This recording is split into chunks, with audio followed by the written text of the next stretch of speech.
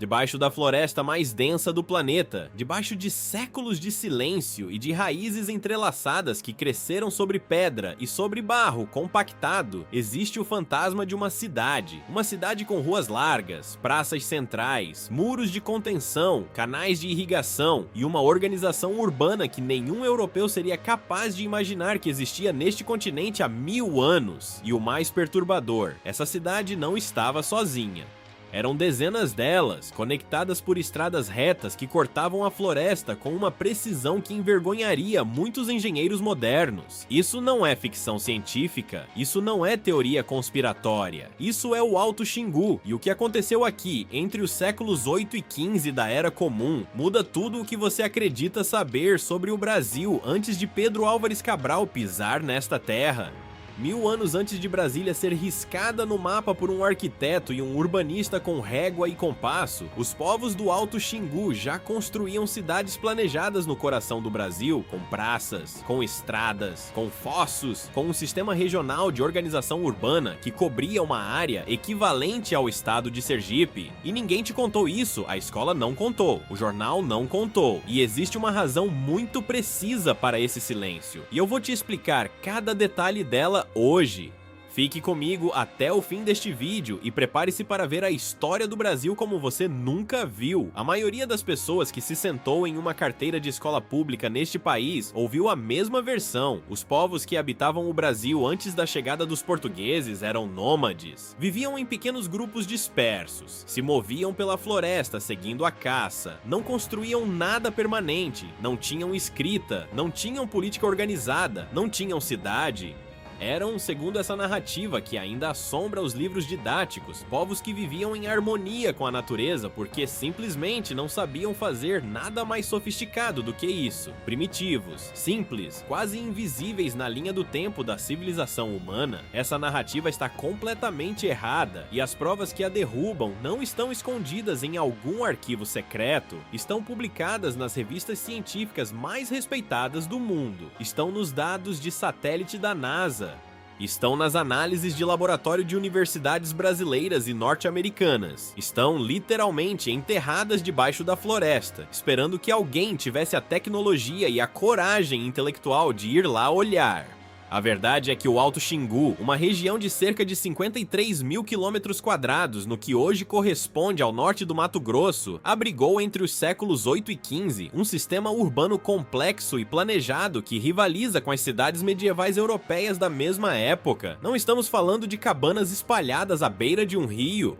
Estamos falando de assentamentos com até 150 hectares de área construída, com população estimada em até 50 mil pessoas vivendo em uma rede interligada de centros urbanos. Para ter uma ideia do que esse número significa, a cidade de Lisboa, no século XII, tinha por volta de 35 mil habitantes e era considerada uma das maiores cidades da Península Ibérica. O conjunto de assentamentos do Alto Xingu superava isso, e não era uma cidade isolada. Era um sistema de cidades planejado e administrado como uma unidade política regional. O cronista alemão Hans Staden, que chegou ao Brasil em 1549 e viveu entre povos indígenas por mais de 2 anos, já havia registrado em seu livro relatos de assentamentos com organização surpreendente, com estradas que cortavam a vegetação em linha reta e aldeias maiores do que qualquer coisa que ele esperava encontrar, mas suas palavras foram ignoradas durante séculos. Tratadas como exagero de um europeu perturbado pela experiência do cativeiro, a história convenientemente descartou o que não cabia na narrativa do índio primitivo e sem história. Para entender o que foi o Alto Xingu, é preciso entender o ambiente. A região fica no coração do Brasil Central, onde o cerrado começa a se misturar com as primeiras formações da floresta amazônica. O rio Xingu nasce nas chapadas do Mato Grosso e corre para o norte em direção ao Pará. Ao longo dos afluentes superiores desse sistema, os povos que os arqueólogos chamam de ancestrais Kuikuro desenvolveram ao longo de gerações uma relação com a terra que ia muito além da subsistência. Eles não apenas viviam da floresta, eles a gerenciavam, eles a transformavam. A terra preta do Alto Xingu, conhecida cientificamente como Anthropogenic Dark Earth, é uma das maiores provas da sofisticação agrícola dessa civilização. Ela não existe na natureza. Foi criada intencionalmente ao longo de gerações pela incorporação de carvão vegetal, ossos calcinados e restos orgânicos ao solo naturalmente pobre da região. Essa terra é até 10 vezes mais fértil do que o solo nativo ao redor, e ela ainda existe hoje, 2000 anos depois de ter sido criada. Ainda alimenta, ainda produz, uma tecnologia de manejo de solo criada há 2 milênios que continua funcionando melhor do que qualquer fertilizante sintético moderno. Isso é legado. Isso é civilização, mas a agricultura era apenas um dos pilares desse sistema, o verdadeiro feito de engenharia que está ganhando reconhecimento nos círculos científicos mundiais. É o sistema urbano em si. As cidades do Alto Xingu eram planejadas. Esse é o detalhe que choca qualquer arqueólogo que se debruça sobre as evidências. Não eram aldeias que cresceram organicamente sem critério. Eram assentamentos projetados com uma lógica clara de organização espacial deliberada, com uma geometria que refletia necessidades práticas e valores culturais. No centro de cada assentamento havia uma praça circular, intencionalmente aberta e mantida como o coração cívico da comunidade. As casas eram distribuídas ao redor em padrão radial, com caminhos saindo do centro como os raios de uma roda. Ao redor da área residencial havia um fosso de contenção escavado manualmente. Ao redor do fosso havia uma estacada de proteção, e conectando cada assentamento ao próximo havia estradas largas, retas, com até 20 metros de largura em alguns trechos documentados. Para ter uma comparação, a Avenida Paulista tem cerca de 40 metros de largura em sua parte mais larga. As estradas do Alto Xingu tinham metade disso, construídas no meio de uma floresta, sem maquinário, sem ferro, sem roda. Com o trabalho humano coletivo e organizado de uma comunidade que entendia que infraestrutura é investimento no futuro. Essas estradas cruzavam a paisagem com uma precisão geométrica que só foi completamente reconhecida quando satélites passaram a mapear a região nos anos 90. E as estradas não eram apenas transporte, eram demarcações simbólicas de território, afirmações físicas de presença política no espaço. Quando você constrói uma estrada reta por 20 quilômetros dentro de uma floresta densa, você está declarando ao mundo: este espaço pertence a nós. Nós o organizamos, nós o controlamos. Isso não é comportamento de um povo sem história, é o comportamento de uma nação. Por que então uma história tão extraordinária foi varrida para debaixo do tapete durante tanto tempo? Por que você nunca ouviu falar disso na escola, não viu no jornal, não encontrou em nenhum documentário das grandes emissoras? Existem 3 razões que se encaixam como peças de uma máquina lubrificada por séculos de interesse político. A primeira é a destruição física. Quando os portugueses chegaram ao Brasil no início do século XVI, o que matou os povos do Alto Xingu não foi a espada nem o mosquete, foi a doença.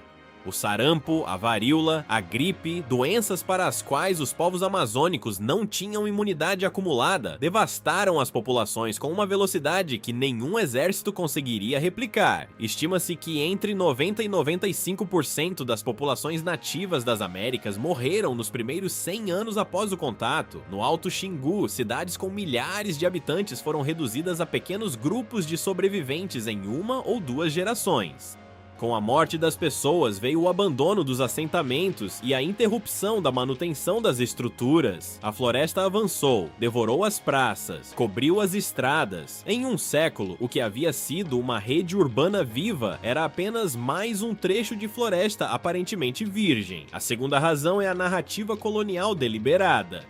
Para justificar perante a igreja e os reis europeus a ocupação de um território habitado, era necessário argumentar que seus habitantes não faziam nada de relevante com a terra. Se os indígenas tinham cidades e sistemas políticos sofisticados, a colonização seria difícil de justificar moralmente. A solução foi simples: negar que qualquer nível de civilização existia. Os cronistas que viram evidências de assentamentos complexos foram ignorados ou ridicularizados. A imagem do índio nu, sem história e sem direito à terra foi construída com tanto cuidado e repetida com tanta consistência que ainda habita o imaginário coletivo brasileiro 500 anos depois. A terceira razão é o preconceito científico, mais sutil mas igualmente devastador. Por muito tempo, a arqueologia ocidental operou a partir de um pressuposto nunca questionado abertamente. Civilizações complexas surgem em ambientes específicos com solo fértil, clima temperado e acesso a metais. A floresta tropical era vista como um ambiente impossível para o desenvolvimento urbano porque o solo era pobre, a caça dispersa e a doença abundante.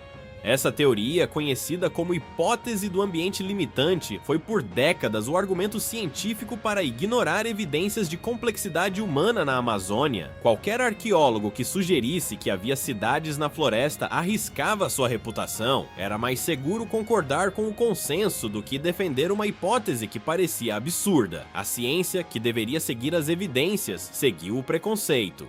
Foi preciso uma tecnologia radicalmente nova para forçar o mundo a enxergar o que sempre esteve lá. O LIDAR, sigla em inglês para detecção e medição por luz, é uma tecnologia que emite pulsos de laser a partir de aeronaves e mede com precisão o tempo que cada pulso leva para retornar após atingir o solo. Como o laser consegue passar pelos espaços entre as folhas e atingir o terreno, é possível criar mapas tridimensionais com precisão de poucos centímetros, mesmo através de vegetação completamente fechada. Antes do LIDAR, mapear o que estava debaixo da floresta exigia abrir picadas e caminhar palmo a palmo. Com essa tecnologia, é possível varrer centenas de quilômetros quadrados em poucos dias de sobrevoo.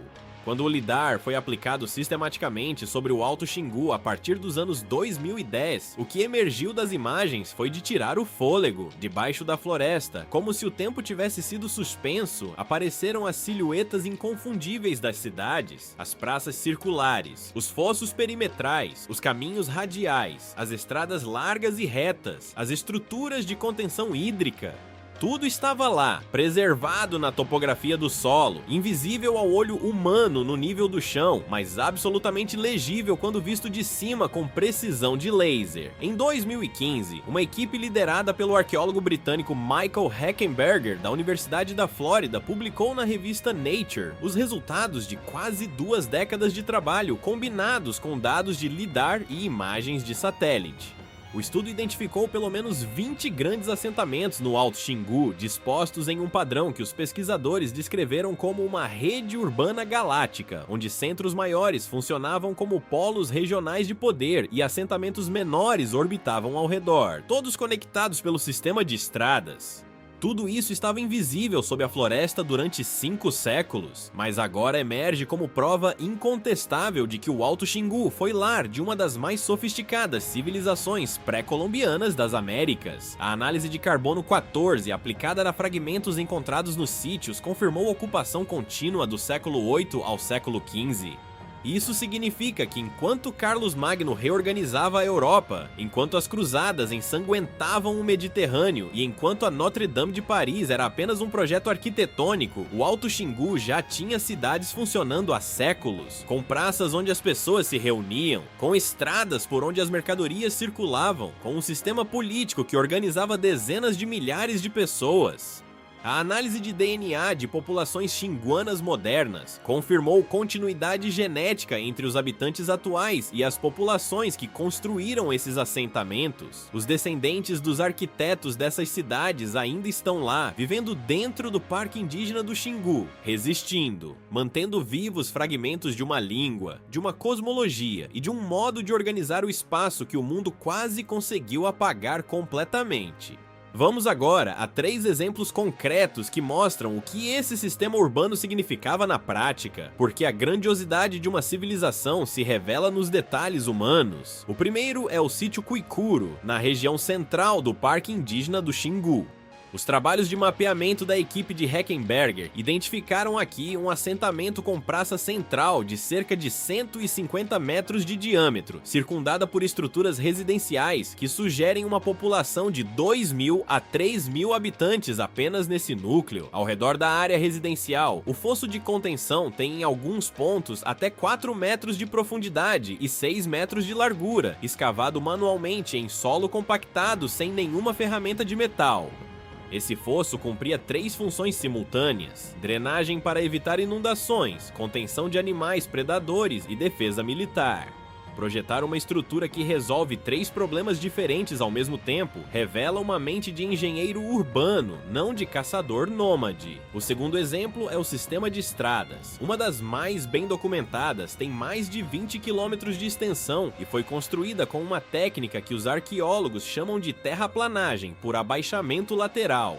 Em vez de elevar o nível da via como em uma rodovia moderna, os construtores escavavam o terreno nos 2 lados do caminho, criando uma faixa central compactada e delimitada que permanecia transitável mesmo durante a estação das chuvas. Ao longo de toda a extensão, a vegetação nativa foi substituída deliberadamente por espécies de baixo crescimento que não fechavam o caminho. Isso é planejamento paisagístico, isso é pensar nas próximas gerações, isso é civilização.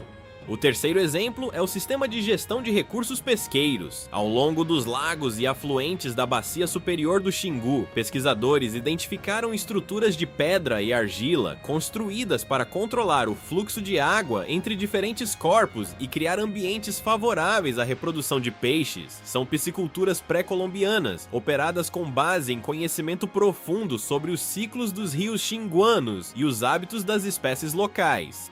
Uma das estruturas documentada por pesquisadores da Universidade Federal do Mato Grosso tem mais de 300 metros de extensão e foi construída com pedras trazidas de afloramentos rochosos a mais de 5 quilômetros de distância, carregadas sem roda, sem animal de carga e sem maquinário, para mover pedras pesando dezenas de quilos por 5 quilômetros de terreno irregular. Você precisa de planejamento, de liderança reconhecida e de motivação coletiva. Precisa de uma sociedade. E depois tente chamar esses povos de primitivos. Se a história oficial ainda insiste em apresentar os povos amazônicos como caçadores nômades sem história digna de registro, é porque reconhecer a verdade exigiria reescrever os livros didáticos, repensar a justificativa moral da colonização e devolver a esses povos e a seus descendentes uma dignidade histórica que foi roubada com muito mais eficiência do que qualquer terra ou ouro. A grande lição é que a complexidade humana não tem endereço fixo, não nasce apenas às margens do Mediterrâneo, não precisa de mármore para ser monumental. A civilização do Alto Xingu nos ensina que é possível construir uma sociedade urbana sustentável e sofisticada em harmonia com um dos ambientes mais exuberantes e frágeis do planeta.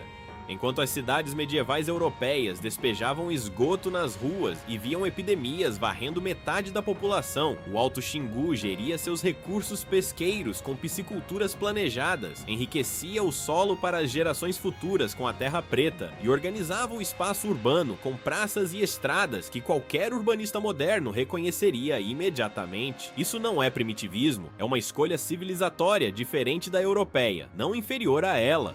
O que esses povos fizeram não foi apenas sobreviver, foi prosperar durante 700 anos, em uma floresta que o mundo ainda hoje insiste em chamar de inóspita. E se estamos diante de uma crise climática que ameaça justamente os ecossistemas tropicais, que essa civilização aprendeu a manejar com maestria, talvez a pergunta mais urgente não seja como ela desapareceu.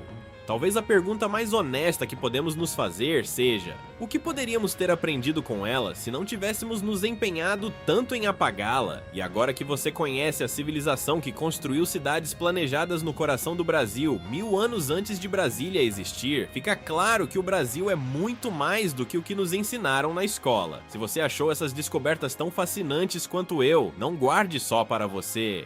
Curta este vídeo, compartilhe com seus amigos e se inscreva no canal para continuar acompanhando as próximas revelações do Curiosidade Insana. Nos cards finais, você vai encontrar outros vídeos igualmente surpreendentes para mergulhar ainda mais fundo nos maiores mistérios da história brasileira. Até a próxima curiosidade!